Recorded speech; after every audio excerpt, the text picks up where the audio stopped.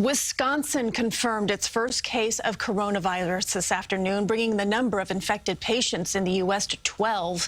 And this comes as New York City announces 2 more possible cases of the deadly virus. Earlier today, hundreds of Americans arrived back in the country on 2 of the last flights out of China. CBS 2's Jessica Moore here now with the latest. Jessica. Well, Maurice and Christine, top U.S. health officials were on Capitol Hill this morning briefing Congress on contingency plans for dealing with the coronavirus.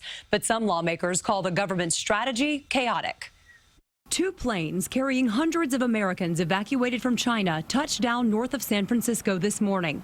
Evacuees deplane and head to one of 2 military bases in California, where they will be held in quarantine for 2 weeks.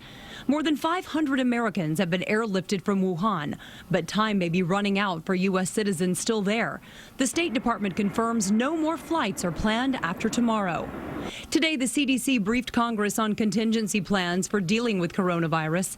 The federal government will only allow U.S. citizens who've recently been to China to fly into 11 U.S. airports, including Honolulu. The problem is that the decisions that were made were very abrupt, and they didn't communicate with state or local officials. For instance, my airport manager, my governor, my lieutenant governor, my infectious disease specialist back home found out that Honolulu would be one of the sites through media reports. If you're going to do a public health response, you have to work with state and local government, and they just didn't.